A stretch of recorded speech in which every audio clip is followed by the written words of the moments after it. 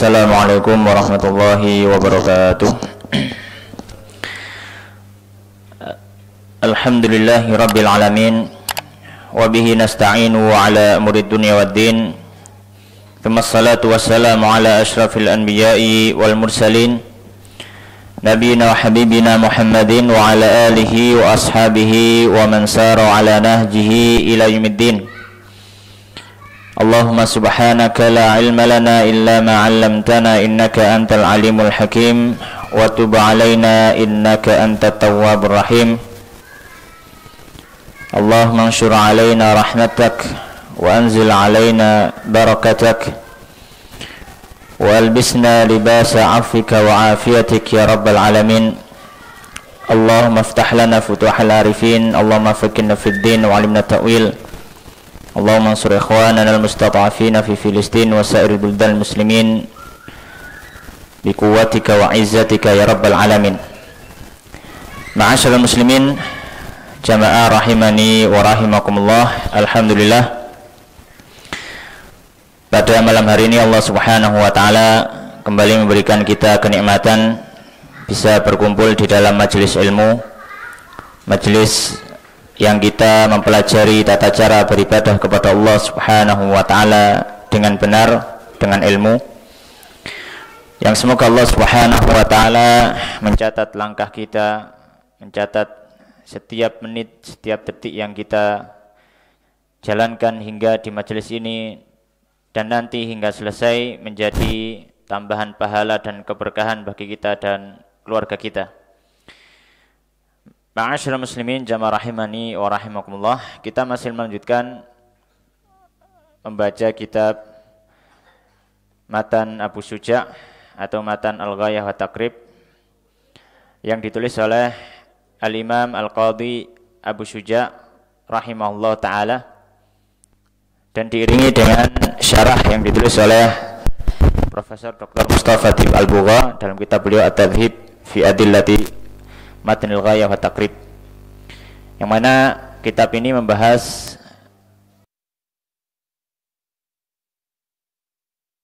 Al-Imam Asy-Syafi'i dan juga para ulama Syafi'iyah rahimahumullahu rahmatan wasi'ah. Alhamdulillah, pada pertemuan-pertemuan sebelumnya kita sudah menyelesaikan kitab Thaharah. Kita sudah menyelesaikan pembahasan tentang Thaharah, dimulai sejak pembahasan air dan diakhiri dengan pembahasan darah wanita dan hal-hal yang diharamkan ketika seorang berhadas. Dan insyaallah mulai malam hari ini kita memasuki pembahasan yang baru, yaitu pembahasan fikih salat. Dan fikih salat di dalam kitab-kitab fikih para ulama menjadi pembahasan yang paling panjang. Pembahasan yang paling panjang dibandingkan dengan pembahasan-pembahasan yang lain. Memberikan isyarat tentang pentingnya fikih salat ini, dan memberikan isyarat juga bahwasanya banyak permasalahan di dalam salat yang perlu dibahas secara cukup detail dan rinci.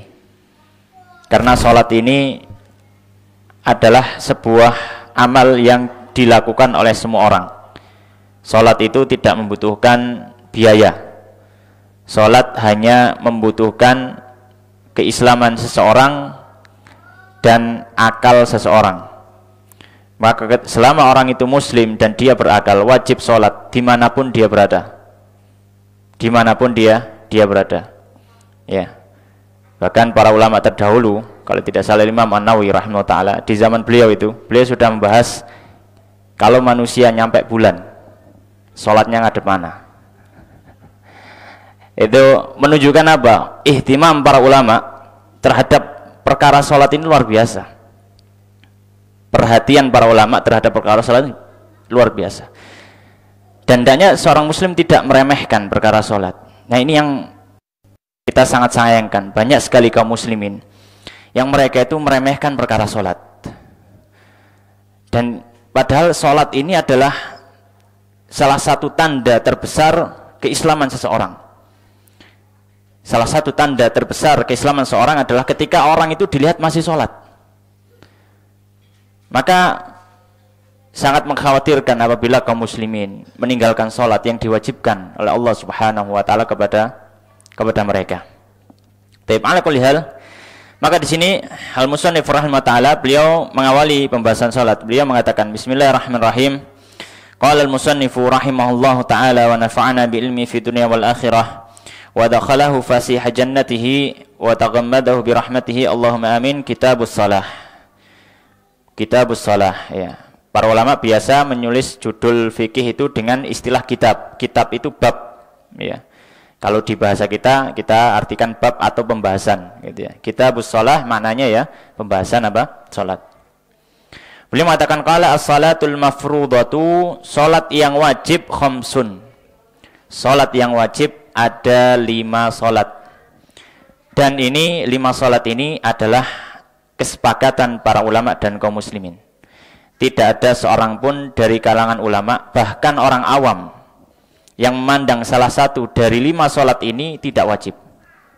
Bahkan para ulama mengatakan kalau ada yang memandang salah satu dari 5 salat ini hukumnya tidak wajib, bisa jadi dia murtad.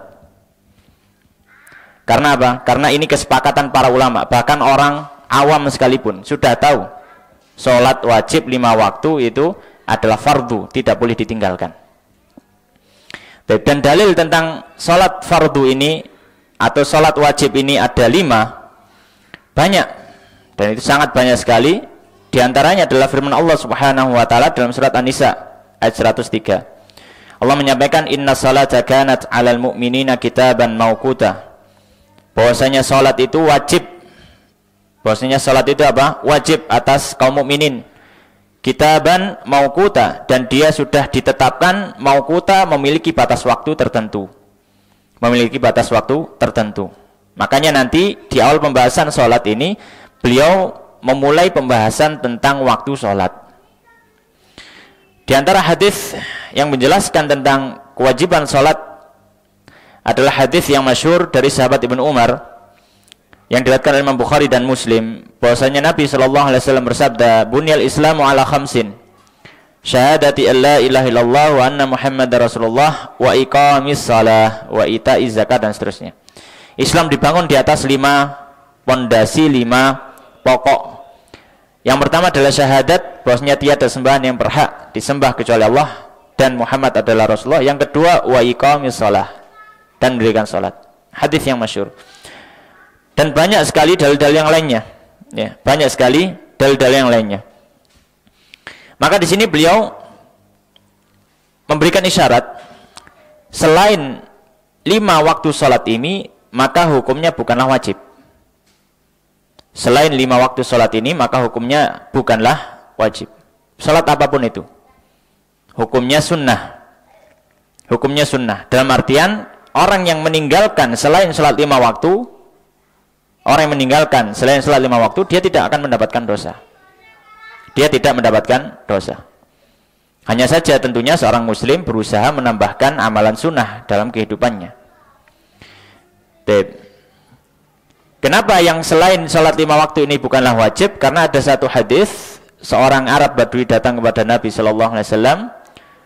Beliau menyampaikan, ya Rasulullah, ara'aita idza shallaitul maktubat wa sumtu Ramadan wa ahlaltul halal wa haramtul haram wa lam azid ala dzalika syai'an adkhulul jannah.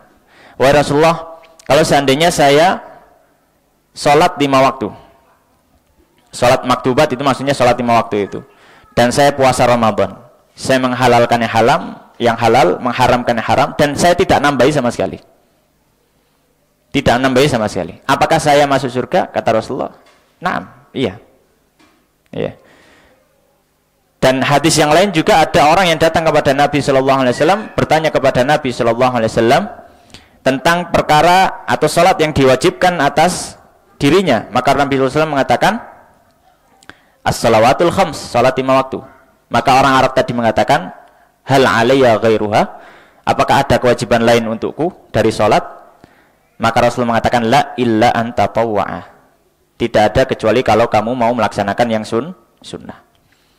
Maka itu menunjukkan bahwasanya salat selain 5 waktu maka hukumnya sunnah, bukan wajib. Ya, bahkan mungkin salat Id, bahkan mungkin salat Idul Fitr. Ya, kadang seorang itu tertipu gitu ya. Perhatian salat Id tapi lupa 5 waktu ya.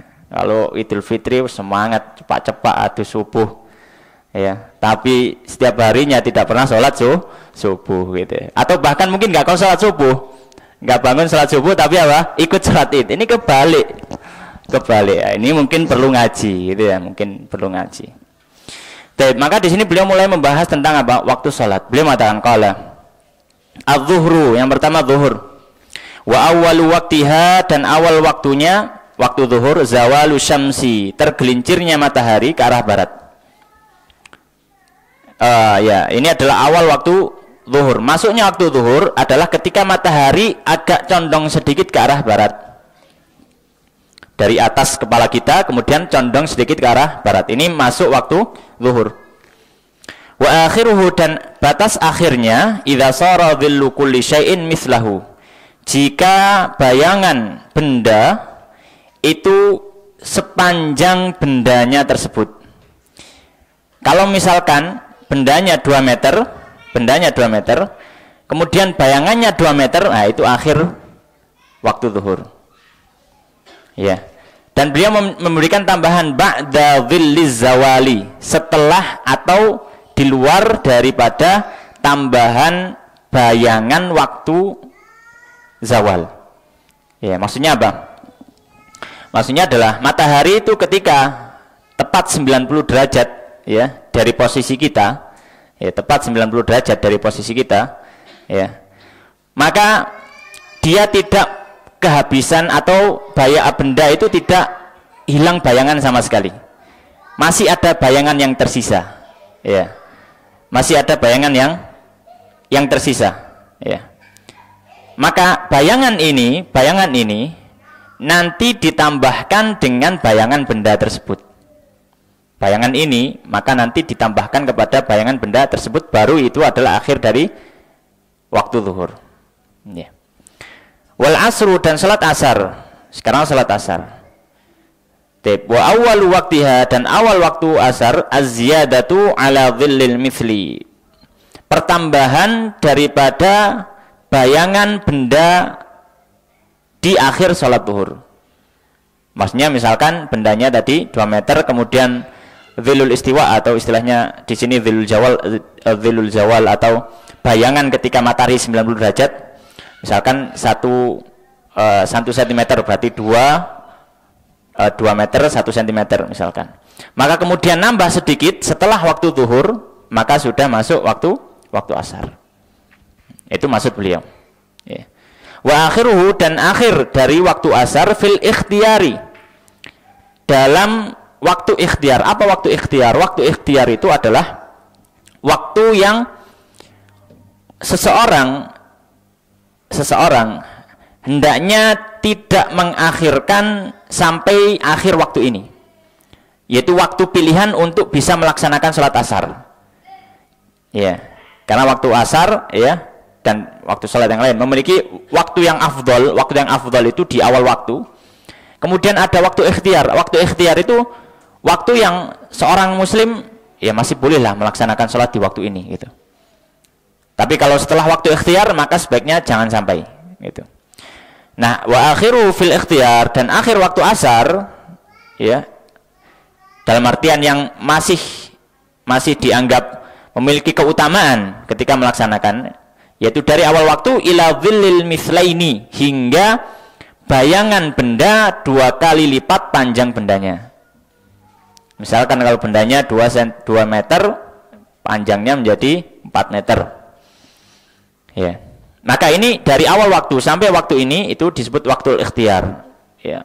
Waktu ikhtiar maksudnya waktu pilihan untuk melaksanakan sholat. Dalam artian orang masih boleh untuk mengakhirkan waktu sampai waktu tersebut. Wa fil jawazi, dan waktu kebolehan sholat asar. Dalam artian apa? Kalau misalkan orang melaksanakan sholat asar, itu dihukumi masih sah sholat asar.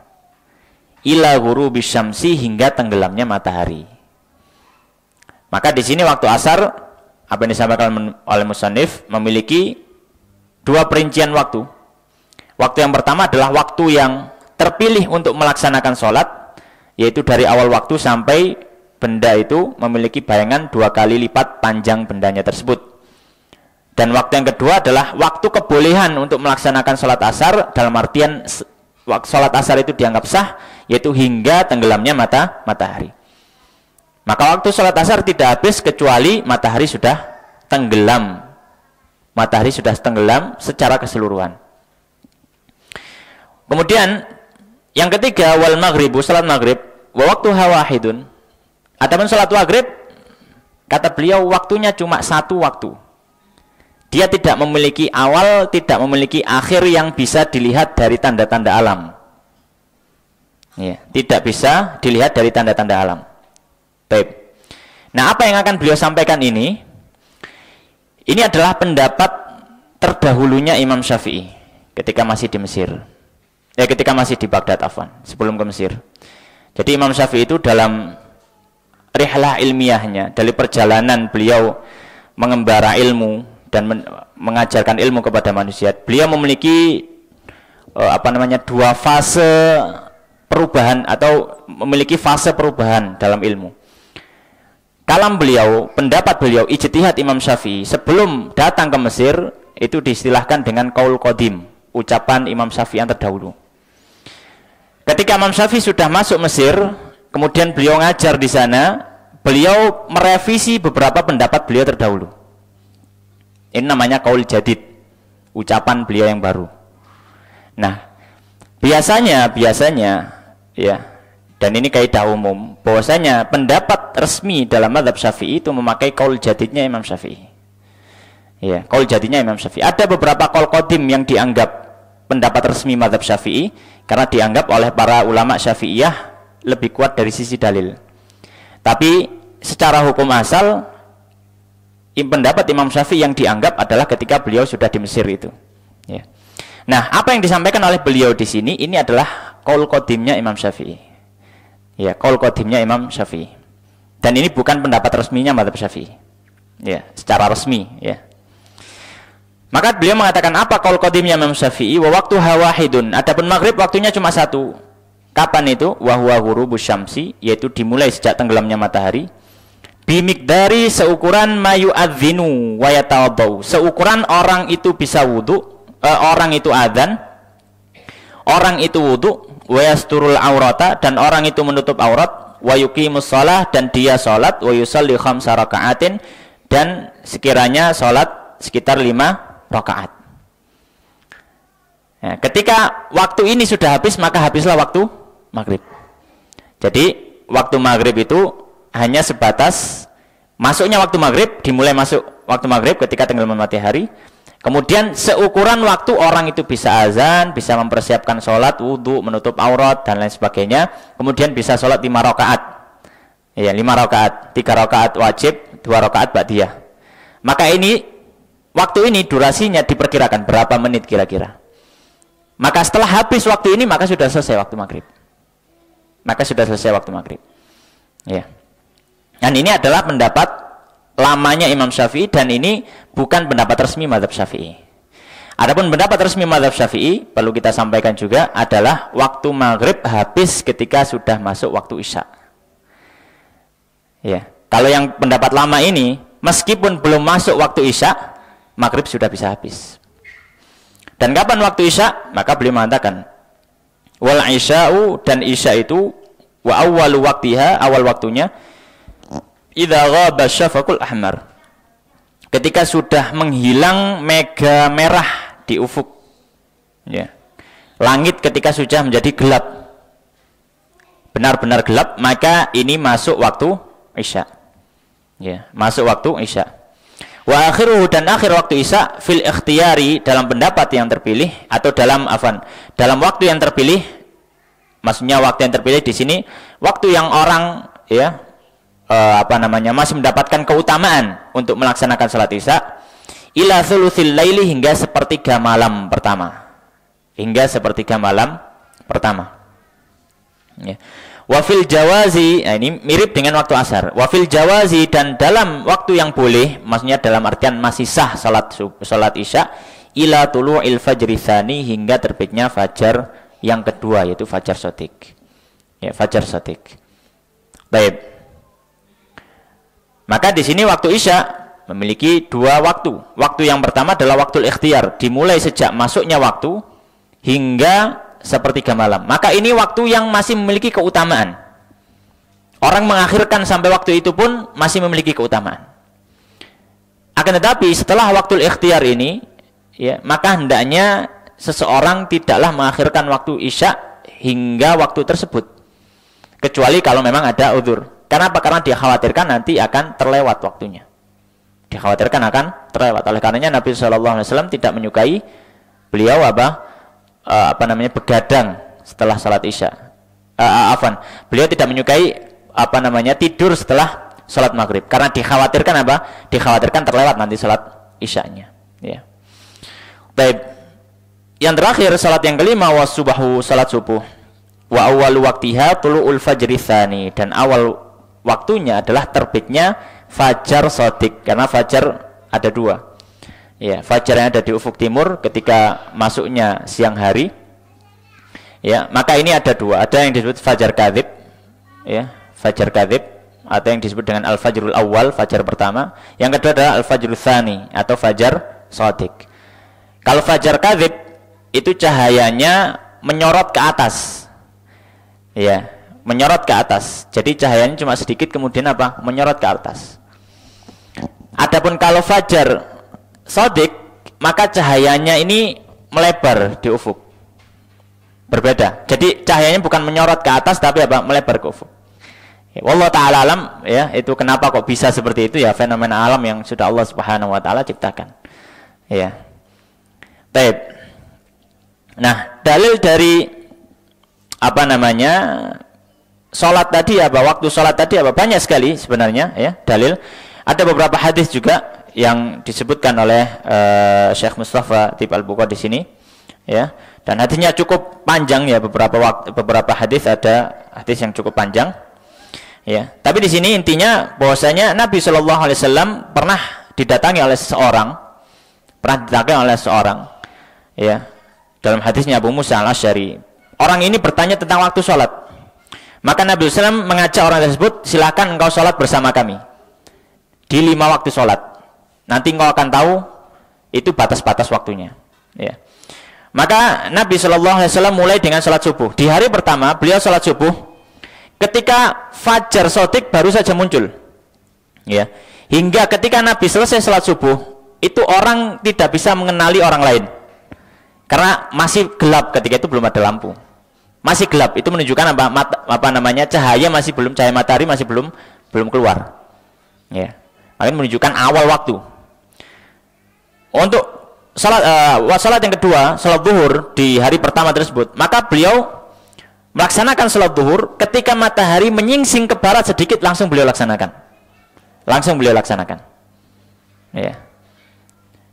Yaitu ketika zawal, ya. Bahkan hampir saja orang mengatakan ini tengah hari, gitu. Masih tengah hari, matahari di atas kepala kita. Tapi itu sebenarnya sudah zawal sedikit, karena tidak diperlukan salat ketika matahari berada di atas kepala. Baik.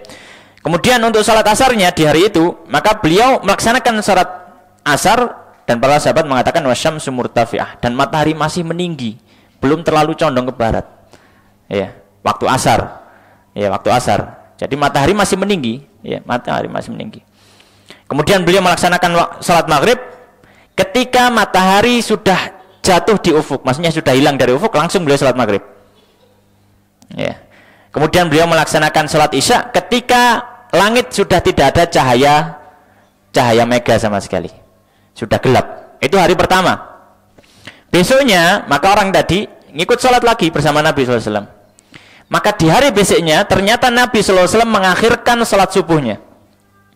Hingga ketika selesai sholat, orang-orang hampir saja mengatakan, matahari sudah terbit, saking padangnya. Gitu. Ya, karena begitu ini. Tapi matahari masih belum terbit, karena kalau matahari terbit, itu sudah habis waktu subuh. Kemudian waktu zuhur, beliau juga akhirkan. Iya. Sampai mendekati waktu asar yang kemarin. Ketika waktu asar, beliau pun mengakhirkan. Iya. Beliau mengakhirkan hingga matahari itu apa? Matahari sudah kemerahan gitu kan, sudah merah, memiliki cahaya yang merah. Biasanya kalau sudah mau jatuh ke ufuk kan sudah merah gitu ya. Maka beliau akhirkan sampai di waktu itu. Waktu maghrib, maka beliau akhirkan sampai hampir saja langit itu benar-benar gelap. Tapi ketika itu masih ada sedikit cahaya mega. Beliau akhirkan. Dan ketika melaksanakan salat Isya, beliau akhirkan sampai sepertiga malam yang pertama. Sampai sepertiga malam yang pertama. Maka ini salah satu dalil ya, hadisnya riwayat Muslim dan juga yang lainnya. Salah satu dalil tentang apa? Waktu salat tadi. Ya, tentang waktu salat tadi. Dan banyak dalil yang lainnya. Baik. Kemudian beliau mengatakan faslun, pasal yang baru. Di sini beliau akan membahas pembahasan syarat wajibnya salat dan beberapa salat sunnah. Beliau mengatakan qala musannif rahimahullah taala faslun, pasal yang baru, wa syaraitu wujubi salati, dan syarat wajibnya salat salah satu asya, ada 3. Ada 3 syarat seseorang itu dikatakan wajib untuk salat. Yang pertama al-islamu, dia muslim. Maka orang muslim wajib untuk salat 5 waktu ini. Ya, wajib untuk salat 5 waktu. Yang kedua wal bulughu, dia balik. Maka anak yang sudah balik, dia sudah diberikan beban syariat, wajib untuk melaksanakan sholat. Ya. Adapun kalau anak belum balik, tapi sudah mumayyiz, kalau sholat sah, sesuai rukun-rukun dan syarat-syarat sahnya ya. Kalau sholat sah mendapat pahala, tapi belum wajib. Itu kalau apa? Anak belum balik tapi sudah mumayyiz, sudah tamyiz, sudah bisa diajari gitu. Tapi kalau sudah balik maka wajib, tidak sholat dosa. Yang ketiga wal aqlu, syarat yang ketiga berakal. Ya, syarat yang ketiga berakal. Maka orang berakal meskipun tubuhnya tidak bisa bergerak, karena tidak dipersyaratkan menjadi syarat wajib, orang itu harus bisa gerak tubuhnya untuk sholat. Makanya tadi di awal kami katakan bahwasanya selama orang itu muslim dan punya akal, wajib sholat kapanpun, dimanapun, kondisi apapun. Tidak ada alasan untuk tidak sholat. Ya. Bahkan kalaupun lumpuh semuanya, dia berisyarat dengan gerakan mata. Bahkan para ulama mengatakan kalau tidak bisa menggerakkan mata, dia sholat dalam hatinya. Selama masih punya akal. Maksudnya masih sadar gitu. Ya. Baik, maka sholat adalah suatu hal yang sangat penting, tidak bisa dilepaskan dari kehidupan seorang muslim. Baik. Dan beliau mengatakan wahwa, dan 3 hal ini disebut apa? Haddut taklif, disebut dengan mukallaf. Kalau orang sudah mencapai ini, balik, berakal, dia muslim, maka dia dianggap sebagai apa? Mukallaf. Mukallaf itu orang yang dibebani syariat. Ya, dibebani apa? Syariat. Ya. Baik, dalilnya apa? Dalil syarat wajib Islam. Kenapa kok harus orang muslim baru dia wajib sholat? Karena hadis dari sahabat Ibnu Abbas bahwasanya Nabi SAW mengutus sahabat Mu'adz ibni Jabal radhiyallahu ta'ala anhu ke Yaman, dan beliau mengatakan kepada Nabi SAW mengatakan pada sahabat Mu'adz, ud'uhum ila syahadati alla ilaha illallah wa anni rasulullah. Pertama-tama ajak mereka untuk bersyahadat. Nabi SAW tidak memerintahkan suruh sholat dulu, tidak, ajak mereka syahadat, masuk Islam dulu. Kemudian Nabi mengatakan fa inhum ata'u lak lidzalik, jika mereka mau Islam, masuk Islam, fa'alimhum, maka baru setelah itu apa? Ajari mereka. Itu menunjukkan apa? Kalau orang belum masuk Islam, tidak ada kewajiban baginya untuk apa? Salat. Yang kok ada wajibnya adalah ngajak mereka masuk Islam dulu. Maka beritahu mereka annallaha qad iftarada alaihim 5 shalawatin fi kulli yaumin wa lailah. Jika mereka sudah masuk Islam, maka beritahu mereka Allah sudah mewajibkan 5 salat di setiap hari dan malamnya. Ya. Adapun dalil bahwasanya disyaratkan untuk kewajiban salat ini orang yang berakal dan juga balik adalah hadis yang masyhur dari Nabi sallallahu alaihi wasallam. Beliau bersabda rufi'al qalamu an thalathatin. Diangkat pena itu maksudnya tidak diberikan beban syariat ya dari 3 orang. Anin naim, yang pertama dari orang tidur hatta yastaqib, hingga dia bangun. Ya. Wa anis sabi hatta yahtalim, dari anak kecil hingga dia balik, yahtalim balik. Wa 'anil majnun hatta yaqil. Dan dari orang gila sampai dia berakal. Ya, maka hadisnya hadis yang sahih masyhur dalam kitab-kitab sunan. Baik. Maka ini adalah 3 syarat wajibnya salat. Kemudian beliau menyisipi pembahasan beberapa salat sunnah. Ya, beberapa salat sunnah. Ya. Dan beberapa hal yang akan beliau sebutkan nanti akan dibahas secara rinci di akhir pembahasan salat dalam kitab ini. Tapi beliau memberikan isyarat di awal. Beliau mengatakan wasalawatul masnunat, dan salat-salat yang sunnah khamsun ada 5. Al-idani 2 salat id, wal kusufani dan 2 salat gerhana, gerhana matahari dan gerhana rembulan. Nanti ada perinciannya di akhir pembahasan salat ya.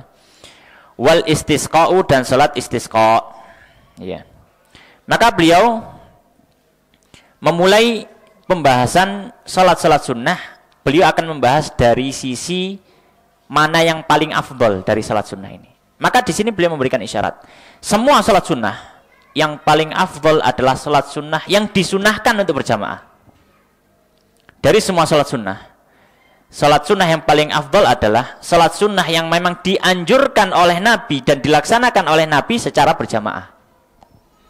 Dan itu ada 5 salat yang disebutkan oleh musannif. Yang pertama, 2 salat id, ya, berarti salat Idul Fitri, Idul Adha, 2. Ya, karena Nabi melaksanakan secara berjamaah. Ya, dan tidak pernah ya, diriwayatkan bahwasanya Nabi SAW melaksanakan salat id sendirian, tidak. Kemudian berikutnya wal kusufan, 2 salat gerhana, maka 4 sudah. Gerhana matahari dan gerhana rembulan. Ya, maka Nabi SAW melaksanakan salat gerhana secara berjamaah. Ya, bahkan Bilal diperintahkan untuk memanggil orang-orang. Ya, as-salatu jami'ah, as-salatu jami'ah. Memanggil orang-orang untuk datang salat berjamaah. Yang ketiga adalah salat istisqa. Salat istisqa. 5 salat ini akan dijelaskan secara rinci, tapi di sini beliau sebutkan ingin menyampaikan salat yang paling afdol setelah salat fardu adalah salat sunnah yang disunahkan untuk berjamaah. Kenapa kok ini yang paling afdol? Bukan ada riwayat-riwayat yang lain, banyak ada salat yang lain yang memiliki afdaliyah, memiliki keutamaan. Para fuqaha memandang salat ini paling afdol karena wujudnya seperti salat wajib. Dalam segi apa? Jamaah. Dalam segi jamaah. Para ulama mengatakan salat fardu, ya, salat fardu itu hukumnya fardu kifayah dilaksanakan secara berjamaah. Fardu kifayah dalam artian dalam sebuah tempat tinggal, komplek tempat tinggal atau kampung atau dusun, desa, harus ada pelaksanaan sholat wajib berjamaah. Ya. Kalau tidak ada sholat wajib berjamaah di tempat yang diketahui orang, maka dianggap semua orang berdosa di situ. Ya. Karena dia fardu kifayah. Mutamad madzhab Syafi'i, mutamad madzhab Syafi'i. Dan sholat sunnah yang disebutkan tadi 5 sholat sunnah itu juga dilaksanakan selama hidupnya Nabi secara berjamaah seperti sholat wajib. Oleh karenanya beliau mengatakan ini memiliki keutamaan yang lebih daripada sholat yang lainnya. Sholat yang lainnya boleh sholat sendiri-sendiri, sah. Ya, meskipun sholat sunnah ini juga sah dilaksanakan sholat sendiri gitu ya. Akan tetapi sholat yang lainnya Nabi laksanakan sendirian.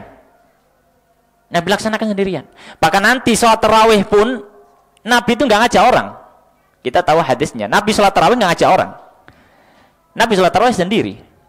Ya, oleh karenanya beliau nanti masukkan sholat tarawih nggak masuk dalam yang paling afdol dari sholat-sholat sunnah ini, karena memang sholat tarawih Nabi tidak pernah melaksanakan secara berjamaah, tidak pernah mengajak maksudnya. Baik, ini sholat sunnah. Jadi sholat sunnah yang paling afdol adalah sholat sunnah yang disunahkan juga untuk berjamaah. Di bawahnya, level bawahnya gitu ya, yang paling afdol setelah sholat sunnah itu adalah beliau mengatakan wasunanut tabi'atu lil faraid. Salat sunnah yang mengikuti salat fardu. Kenapa dia memiliki keutamaan? Karena dia menjadi pendamping dari salat yang wajib. Menjadi pendampingnya, maka memiliki keutamaan. Dan beliau mengatakan sab'a asyrata rakaatan, dan ada 17 rakaat. Kalau kita hitung ada 17 rakaat secara keseluruhan ya. Terlepas dari mana yang sunnah muakkadah, yang ghair muakkadah, tapi semuanya apa? sekitar 17 rakaat. Beliau mengatakan rakaatul fajri, 2 rakaat fajar, berarti qabliyah subuh.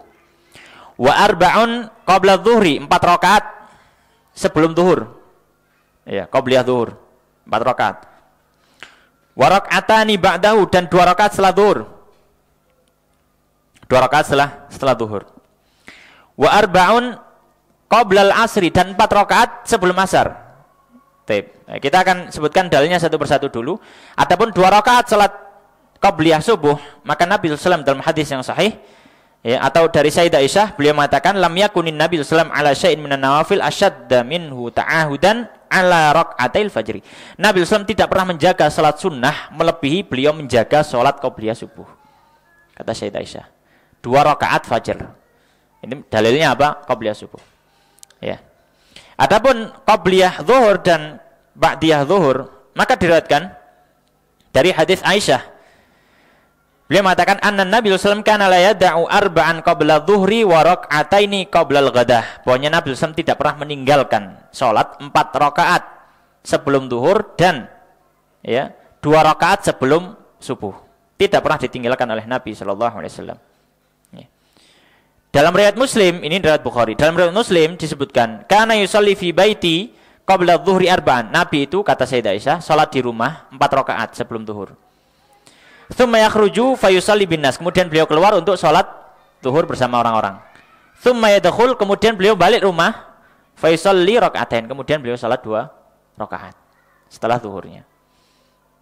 Baik. Kemudian apa? Wa arba'un qabla asri, 4 rakaat sebelum asar, qabli asar, ya.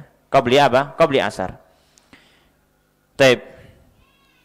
Sebagaimana hadis yang diriwayatkan oleh sahabat Ibnu Umar dari Nabi SAW, beliau bersabda, rahimallahu mur'an shalla qabla asri arba'an. Semoga Allah merahmati seorang yang dia mau sholat 4 rakaat sebelum asar, ya, qabli asar. Ya, hadisnya sahih, diriwayatkan Tirmidzi dan lainnya. Baik. Kemudian beliau mengatakan wa rak'atani ba'dal maghribi, dan 2 rakaat setelah maghrib. Dan 2 rakaat setelah maghrib. 2 rakaat setelah maghrib, ya, sebagaimana dalilnya adalah hadisnya Ibnu Umar radhiyallahu taala anhuma dalam riwayat Bukhari dan juga selainnya. Beliau mengatakan hafidtu minan Nabi sallallahu alaihi wasallam 10 rakaat. Aku menghafal 10 rakaat dari Nabi. Rak'ataini qabla dhuhri wa rak'ataini ba'daha, 2 rakaat sebelum zuhur, 2 rakaat setelah zuhur, wa rak'ataini ba'dal maghribi. Di sini dalilnya. Dan beliau salat 2 rakaat setelah maghrib di rumahnya. Wa rak'ataini ba'dal isya fi baitihi, dan 2 rakaat setelah isya juga di rumahnya. Wa rak'ataini qabla salati subhi, dan beliau juga salat 2 rakaat sebelum salat subuh. Maka ini dalil termasuk juga salat rawatib yang mendampingi salat wajib adalah 2 rakaat setelah maghrib atau ba'diyah maghrib. Ya. Kemudian beliau mengatakan wa thalathun, dan 3 rakaat ba'dal isya'i, setelah isya, yutiru biwahidatin minhunna, dan dia salat witir dengan 1 rakaat dari 3 rakaat tadi. Jadi 2 rakaat untuk ba'diyah isya, kemudian ditambahi apa? 1 rakaat. Itu minimal. Itu apa? Minimalnya. Karena minimal witir berapa? 1 rakaat. Minimal witir 1 rakaat. Tapi dalilnya apa? Ya, dalilnya adalah hadis dari Ibnu Umar juga radhiyallahu taala anhuma.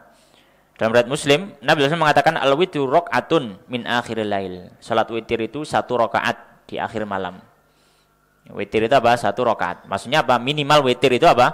1 rakaat. Para ulama mengatakan minimal witir 1 rakaat. Kalau misalkan dia mau menambahi lebih dari 1 rakaat, maka bisa 3 atau bisa 5 atau bisa 7 atau bisa 9 atau bisa 11, dan itu maksimal. Para ulama mengatakan maksimal kalau mau diniati salat witir ya 11. Lebih dari itu maka dianggap saja salat tahajud atau salat sunnah, bukan dianggap salat witirnya. Baik. Maka ini semua adalah salat rawatib ditambah witir tadi, tambah witir. Ini semua salat rawatib. Dan sebenarnya ada beberapa tambahan sebenarnya. Untuk yang salat salat zuhur tadi, ba'diyah zuhur, dalam riwayat yang lain kalau tidak salah hadisnya Ummu Habibah, bahwasanya Nabi SAW beliau salat ba'diyah zuhurnya 4 rakaat. Ya, jadi zuhur itu dua versi. Ya, ada yang 2 rakaat, ada yang 4 rakaat gitu.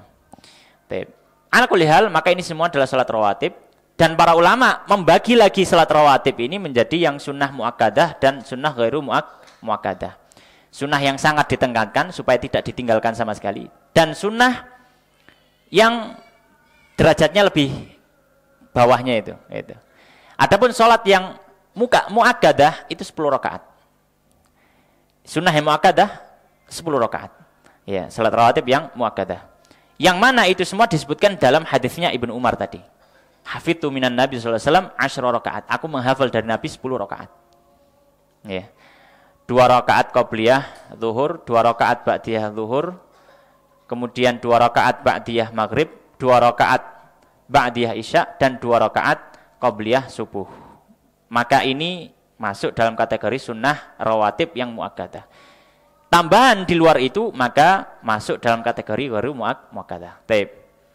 Maka ini salat sunnah level yang kedua. Jadi level yang pertama salat sunnah yang disunahkan untuk jamaah. Level kedua salat sunnah yang mendampingi salat fardu. Kemudian level yang berikutnya di bawahnya beliau mengatakan qala wa thalatsu nawafila muakkadatun, dan ada 3 salat sunnah lainnya yang dia juga ditekankan untuk dikerjakan. Iya. Ditekankan untuk apa? Dikerjakan. Apa itu? Maka ini level yang berikutnya. Salatul lail. Maka setelah salat rawatib, salat malam. Salat malam. Yang sangat-sangat ditekankan untuk dilakukan adalah apa? Salat malam. Ya. Sebagaimana dalam hadis yang disebutkan dari sahabat Abu Hurairah radhiyallahu ta'ala anhu, su'ilan Nabi sallallahu alaihi wasallam ayyu salati afdalu ba'dal maktubat. Nabi pernah ditanya, salat apa yang paling utama dikerjakan setelah salat wajib? Wa ayyu siyami afdalu ba'da syahr Ramadan, dan puasa apa yang paling utama untuk dikerjakan setelah puasa Ramadan? Maka Nabi menjawab, afdalus shalah ba'da salatil maktubah as-salatu fi jawfil lail. Salat yang paling utama setelah salat wajib adalah salat di tengah malam, yaitu salat tahajud. Ini yang memiliki keutamaan luar biasa. Wa afdalus siyami ba'da syahr Ramadan siyamu syahrillahil muharram, dan puasa yang paling utama setelah bulan Ramadan adalah puasa di bulan-bulan haram, ya, atau dalam bulan Muharram. Baik. Maka ini adalah dalil bahwasanya salat malam, ya, berada di level berikutnya, berarti level ketiga setelah salat sunnah yang dilaksanakan secara berjamaah, kemudian salat rawatib, kemudian apa? Salat malam. Kemudian beliau menyebutkan salat yang berikutnya. Setelah salat malam yang memiliki keutamaan adalah salatul duha. Salatul duha. Beliau mengatakan qal musannifu rahimallahu taala wa salatul duha. Berikutnya adalah salat duha. Apa landasannya? Landasannya hadis yang diriwayatkan oleh Imam Bukhari, Imam Muslim, dan juga yang lainnya. Dari sahabat Abu Hurairah radhiyallahu ta'ala anhu, beliau mengatakan ausani khalili bi thalath. Kekasihku yaitu Nabi Muhammad sallallahu alaihi wasallam telah memberikan wasiat kepadaku dengan 3 perkara. Apa saja? Yang pertama, siyami thalathati ayyamin min kulli syahrin. Yang pertama adalah untuk berpuasa 3 hari di setiap bulan. Ini wasiat Nabi kepada Abu Hurairah. Wasiat yang kedua, wa rak'atay duha, dan 2 rakaat duha. Dan 2 rakaat duha. Yang ketiga, wa an utira qablan anam, dan aku salat witir sebelum tidur. Salat witir sebelum apa? Sebelum tidur. Maka ini adalah wasiatnya Nabi sallallahu alaihi wasallam kepada Abu Hurairah. Maka menjadi landasan di sini adalah ucapan Abu Hurairah, di antara yang diwasiatkan Nabi kepada dirinya adalah wa rak'atay duha, 2 rakaat duha. Menunjukkan apa? Dalil bahwasanya salat duha termasuk salat yang hendaknya diperhatikan oleh kaum muslimin. Baik. Dan salat duha ini, jumlah rakaatnya minimal adalah 2 rakaat. Minimal 2 rakaat sebagaimana dalam hadisnya Abu Hurairah tadi. Ya. Sebagaimana dalam hadisnya Abu Hurairah tadi. Dan para ulama mengatakan adapun maksimal salat duha adalah 8 rakaat. Ya, adalah 8 rakaat. Ya, dalam satu pendapat, karena di sini ada khilaf antara 8 atau 12. Ya, tapi sebagian ulama Syafi'iyah memandang 8. Ya, sebagian lain memandang 12 gitu. Taib. Maka adapun 8 rakaat, mana dalilnya bahwanya maksimal salat duha 8 rakaat? Adalah hadisnya Bukhari dan Muslim. Dari hadisnya Ummu Hani binti Abi Thalib radhiyallahu ta'ala anha, beliau mengatakan, "Dhahabtu ila Rasulillah amal fathi fawajadtuhu yaktasil wa Fatimatu ibnatuhu tasturuhu."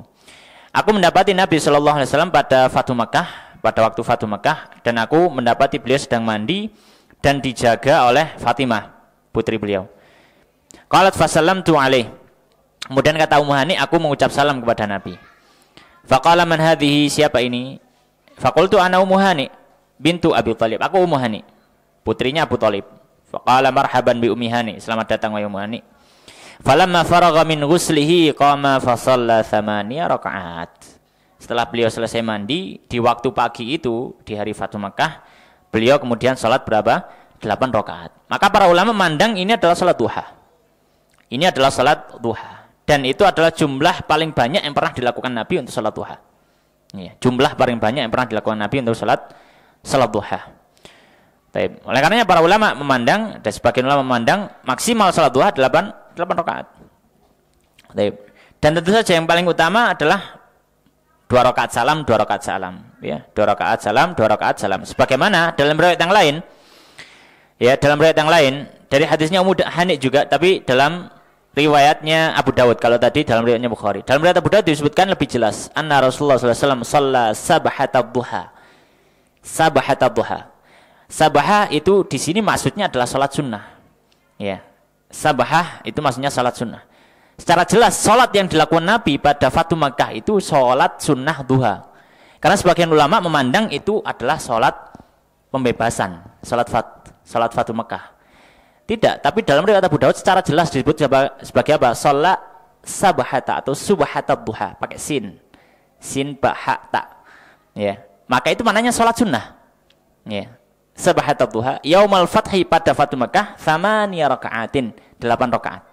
Yusallimu fi kulli rakaatain, dan beliau salam di setiap 2 rakaat. Maka jelas ini salatnya salat duha sebagaimana dalam riwayat Abu Dawud.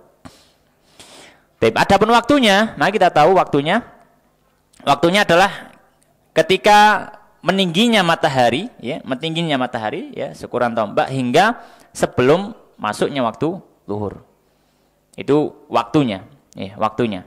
Ketika meningginya matahari sampai apa? Sampai sebelum atau sampai waktu zuhur. Dan yang paling utama salat duha dikerjakan fi rubu'in nahar, sebagaimana para fuqaha menyampaikan, di 1/4 siang. Di 1/4 siang, ya, mungkin jam-jam 8, setengah 9, jam itu. Ya, itu yang paling utama. Ya. Kenapa itu paling utama? Karena dalam satu riwayat hadisnya Zaid bin Arqam, ya, disebutkan salatul awwabin idza ramidat al-fisal. Salatnya awwabin, salatnya orang-orang yang kembali kepada Allah Subhanahu wa taala, itu dikerjakan ketika anak-anak onta sudah mulai kepanasan. Tidak betah lagi duduk di padang pasir karena sudah mulai terik matahari. Nah, itu para ulama mengatakan yaitu waktunya sekitar jam-jam 1/4 siang. 1/4 siang itu.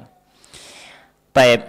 Kemudian beliau menyebutkan salat yang terakhir, salat sunnah yang terakhir, di antara salat sunnah yang beliau sebutkan yang terakhir adalah wassalatut tarawih. Dan salat tarawih. Ya, salat tarawih. Salat tarawih ini disunahkan, dan salat tarawih itu adalah salat setelah Isya, salat sunnah setelah Isya dikerjakan, ya, setelah Isya, atau disebut dengan Qiyamul Lail Ramadan atau Qiyamul Ramadan, banyak namanya, sama saja. Intinya dia salat malam yang dikerjakan pada bulan Ramadan, maka itu disebut dengan salat tarawih. Ya, salat tarawih, ya. Dan pada zaman Nabi orang-orang tidak menyebutnya sebagai salat tarawih. Istilah tarawih itu istilah setelahnya. Karena orang-orang setelah zaman Nabi atau di zaman itu mereka sholatnya panjang-panjang sehingga butuh tarwihah, butuh istirahat. Iya, butuh istirahat. Tarawih maknanya ya jamak daripada istirahat-istirahat. Tarwihah jamaknya tarawih. Jadi ada jeda istirahat gitu. Karena saking panjangnya. Nah, dalilnya apa? Dalilnya jelas. Hadis kalau Ramadan semua imam sholat tarawih baca, semua pengkhutbah baca, Nabi mengatakan man qama ramadanan imanan wa ihtisaban ghufira lahu ma taqaddama min dzambi. Ya, dan hadisnya banyak, ya, hadisnya banyak. Baik. Dan para ulama berselisih pendapat tentang jumlah salat tarawih itu berapa. Ya, salat tarawih jumlahnya berapa. Tapi yang kalau dalam mazhab Syafi'i, maka salat tarawih ini disunahkan juga untuk berjamaah, bukan karena perbuatan Nabi, tapi karena perbuatan sahabat Umar. Ya, karena perbuatan sahabat Umar. Maka disunahkan berjamaah, dan jumlah rakaatnya adalah sebagaimana yang sudah kita ketahui di antara kaum muslimin, ya 20 rakaat. 20 rakaat dengan 3 witir. Ya. Dalilnya apa? Ya dalilnya karena yang terjadi zamannya sahabat Umar ketika mereka salat tarawih dan diimami oleh sahabat Ubay bin Ka'ab. Ya, mereka salatnya ya 20 rakaat. Ya. 20 rakaat. Ya. Dan para ulama banyak perbedaan pendapat ya tentang masalah jumlah rakaat tarawih ini. Ya, dan itu bukan suatu hal yang perlu kita perselisihkan ya. Yang penting tumakninah dijaga, kekhusyukan salat dijaga. Itu yang penting. Mau salat 11, mau salat 20, mau salat 36 gitu ya. Boleh saja, silahkan gitu. Yang penting apa? Kekhusyukan salat dijaga ya, tumakninahnya dijaga. Itu yang paling penting di dalam salat kita. Demikian yang bisa kita bahas pada kesempatan malam hari ini. Semoga memberikan manfaat. Insyaallah kita lanjutkan pada pertemuan berikutnya dalam pembahasan salat-salat yang lain. Wallahu ta'ala alam wa sallallahu wa sallim wa barik ala nabina Muhammadin wa ala alihi wa ashabihi ajma'in. Kita tutup dengan doa kafaratul majelis. Subhanakallahumma wa bihamdika asyhadu an la ilaha illa anta astaghfiruka wa atubu ilaik wa akhiru da'wana alhamdulillahirabbil alamin. Wassalamualaikum warahmatullahi wabarakatuh.